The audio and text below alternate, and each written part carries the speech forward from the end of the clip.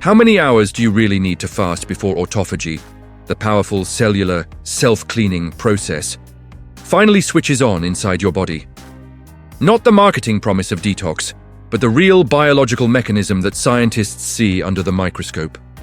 Damaged proteins being recycled, malfunctioning cell parts being dismantled, and weak cells being targeted so stronger ones can survive. In this video, that mystery is going to be unpacked with a science-based approach, so you can understand when autophagy is likely to begin, how it ramps up, and why the timing is not identical for everyone. Most people believe that skipping a single meal automatically puts the body into deep autophagy, but the truth is more nuanced. Autophagy is sensitive to several factors: insulin levels, nutrient availability, energy sensors like AMPK, and growth signals like mTOR. As fasting progresses, glycogen stores decrease, insulin drops, and the body sends a message that nutrients are scarce. Only then does the cellular machinery begin to shift from growth and storage toward repair and recycling.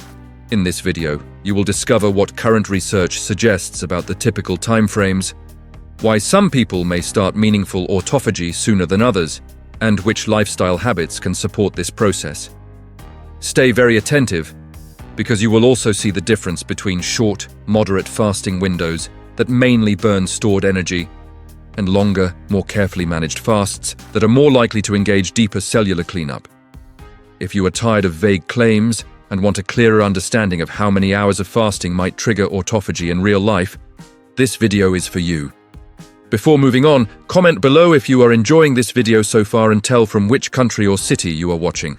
And stay with this video until the very end, because the final part will explain how to approach fasting more safely and intelligently. Remember, if you plan to try any fasting strategy to stimulate autophagy, always do it under the supervision of a licensed medical professional. To understand how many hours of fasting might trigger autophagy, it is essential to understand what autophagy actually is. Autophagy is a natural cellular process in which the cell identifies damaged proteins, defective organelles, and other internal debris, wraps them in a membrane, and delivers them to a structure called the lysosome. Inside the lysosome, powerful enzymes break these components down into smaller parts that can be reused as raw material or safely eliminated. In simple terms, autophagy is your body's built-in recycling and cleaning system at the microscopic level. Under normal, well-fed conditions, cells spend more time in building mode. Signals like insulin and the mTOR pathway encourage growth, protein synthesis, and storage. This is useful when nutrients are available, but if this state is constant, damaged components can accumulate over time. When nutrients become scarce, for example during fasting, growth signals decrease and energy-sensing pathways like AMPK become more active. This shift is one of the key triggers that pushes the cell toward autophagy, telling it, resources are limited, clean up and reuse what you already have.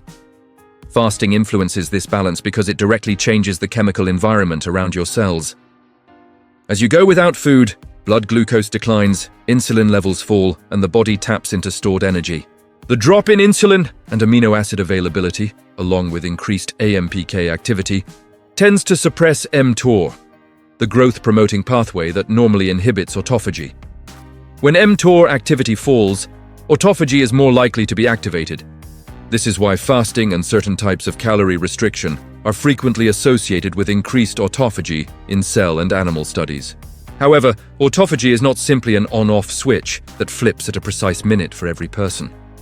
It operates on a spectrum and can be active at low levels even in the fed state, especially in tissues that constantly renew themselves. Fasting usually amplifies autophagy, but how strongly it does so depends on many factors: age, metabolic health, level of physical activity, recent diet, sleep, and even the type of tissue being studied. Some organs may respond differently or at different speeds. Because of this complexity, any time frame for autophagy should be seen as a range rather than a fixed rule. In later topics, this video will explore what research suggests about common fasting durations, the likely windows when autophagy becomes more pronounced, and why your personal context matters. If you appreciate explanations that connect the science to real-world decisions, Consider subscribing to the channel in a discreet way now, so you do not miss upcoming videos on fasting, cellular health, and long-term longevity strategies. When people ask, after how many hours of fasting does autophagy start, they often expect a single, definitive number. Science, however, paints a more complex picture. Much of the detailed autophagy research comes from animal and cell studies, where scientists can control feeding cycles very strictly and directly observe cellular changes. In many of these models, longer fasting periods, often beyond the equivalent of a casual overnight fast, are required to see robust increases in autophagy markers. This suggests that, while mild autophagy may be present at baseline, more intense autophagy tends to appear as fasting continues and nutrient levels remain low. In humans, it is harder to measure autophagy directly in multiple tissues over time, so researchers often rely on indirect markers, tissue samples from specific organs, or controlled clinical protocols. Some human studies and expert interpretations suggest that meaningful increases in autophagy-related activity may begin to emerge as fasting extends beyond common 12-hour windows, often somewhere after roughly 16 to 24 hours without significant calorie intake. However, this is not universal. Metabolic health, recent diet, and prior fasting experience can shift the timing. A person who is metabolically flexible and frequently uses intermittent fasting may show signs of earlier and smoother transitions. Longer fasts, such as 24, 36, or 48-hour medically supervised fasts, have been associated in research contexts with stronger signals related to autophagy and cellular stress responses. During these longer fasts, glycogen stores are more fully depleted, insulin remains low for extended periods, and ketone production rises. These conditions collectively create a metabolic environment that tends to favor increased autophagy, especially in tissues sensitive to nutrient availability. At the same time, going too long or fasting in an unsafe, unsupervised way can create risks. Nutrient deficiencies, electrolyte imbalances, or stress on the heart, kidneys, and other organs. It is also important to recognize that not all tissues respond at the same speed. For example, liver, muscle, immune cells, and brain cells may have different thresholds and patterns of autophagy activation during fasting. Some may show faster changes, while others respond more gradually or only under specific stress conditions. Furthermore, age appears to play a role. Younger organisms may have more robust autophagy responses, while older individuals may need stronger or more prolonged stimuli to achieve similar effects. Because of these variables, it is more accurate to think in terms of ranges. Short, daily fasting windows, e.g. 12 to 14 hours, may provide mild, supportive conditions for cellular maintenance, while longer, well-planned fasting periods, often beyond 16 to 24 hours, under medical supervision, are more likely to produce stronger autophagy responses. The key takeaway is that autophagy is dose and context dependent. The duration of fasting, the frequency, and the overall health of the individual all shape how much autophagy actually occurs. When fasting reaches the point where autophagy becomes more active, important changes start to happen at the cellular level. Cells begin to identify proteins that are misfolded, oxidized, or no longer functional. They also detect damaged mitochondria, the tiny structures responsible for producing energy. These unwanted components are engulfed in double membrane vesicles called autophagosomes, which then fuse with lysosomes. Inside the lysosome, enzymes break down the contents into amino acids, fatty acids, and other small molecules that can be reused. This process has several benefits. First, it acts as an internal cleaning system, reducing the buildup of cellular junk that can interfere with normal function.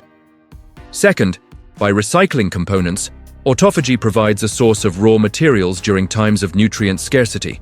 The cell can use reclaimed amino acids for essential functions or energy production, which helps protect important tissues from breakdown. Third, by removing damaged mitochondria, autophagy, and specifically mitophagy, the breakdown of mitochondria, helps maintain a healthier population of these energy factories, which supports more efficient metabolism and may reduce oxidative stress. As autophagy continues during fasting, the balance of signals in the body can shift in ways that support resilience. Inflammatory pathways often become more regulated, and stress response proteins that help cells cope with adversity may increase. This is one reason why autophagy is frequently discussed in the context of aging and longevity. Regular cycles of cellular cleanup may help keep tissues functioning more effectively over time. Some research also suggests that impaired autophagy is linked to various diseases, including neurodegenerative conditions, metabolic disorders, and certain cancers, which underscores the importance of this process.